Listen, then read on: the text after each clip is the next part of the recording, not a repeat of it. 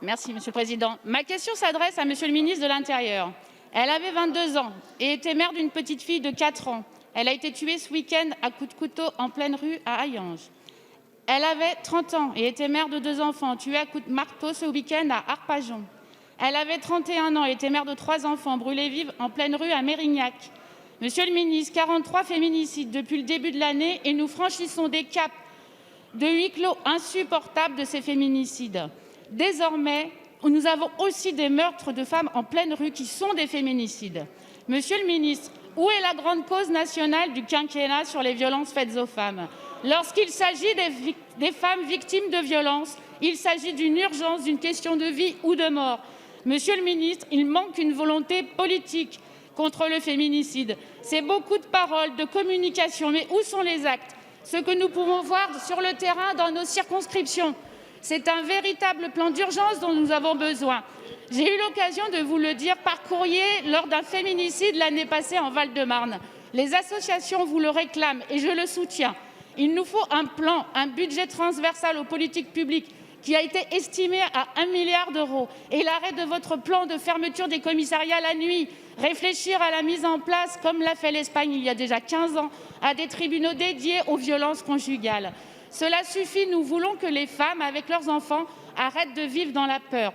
Vous le savez de mon expérience d'élue territoriale chargée de l'enfance en danger dans un conseil départemental, m'a montré l'ampleur des drames humains pour ces enfants qui arrivent toujours la nuit du meurtre de leur mère en foyer de l'enfance.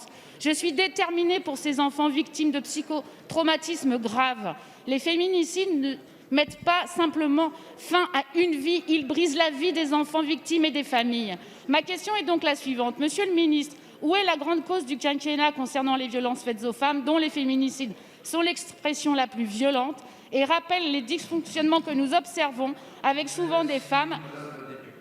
Où sont les mesures de l'État? Merci. Madame Elisabeth Moreno, ministre déléguée chargée de l'égalité entre les femmes et les hommes, de la diversité et de l'égalité des chances. Je vous remercie, Monsieur le Président, Mesdames et Messieurs les députés. Madame la députée Santiago, je vous remercie pour cette question qui me permet de reprendre la parole sur une question éminemment grave dans notre société.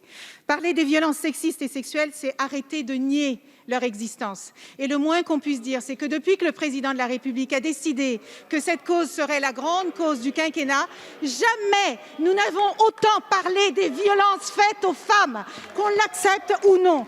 Je voudrais savoir comment est-ce que nous, aujourd'hui, ces sujets font la une des médias. Pourquoi? Parce que toute la société est sensibilisée à cette question. Je le disais tout à l'heure, 4 lois ont été votées en 3 ans pour protéger ces femmes. Vous parliez tout à l'heure de budget, Madame la députée. Ce ministère qui est le mien aujourd'hui a obtenu 40% d'augmentation de son budget pour lutter contre les violences. Vous parlez des enfants, évidemment qu'il faut s'occuper des enfants. Nous soutenons aujourd'hui des associations qui prennent en charge les enfants lorsqu'ils sont malheureusement victimes de ces violences parce qu'elles ne concernent pas toujours que les adultes. Et oui, Madame la députée, il est temps que nous écoutions les victimes. C'est ce que fait ce gouvernement depuis 2017. C'est comme je l'ai rappelé tout à l'heure, l'esprit du Grenelle des violences conjugales. 46 mesures, 56 mesures qui ont été mises en place. Nous avons multiplié par 60% le nombre de places d'hébergement pour accueillir ces femmes en urgence. Pardon, mais que n'avons-nous fait qui n'a pas été fait auparavant? Reconnaissez-le, sinon jamais on ne s'en sortira. Cette question des fléaux, elle concerne l'entièreté de notre pays.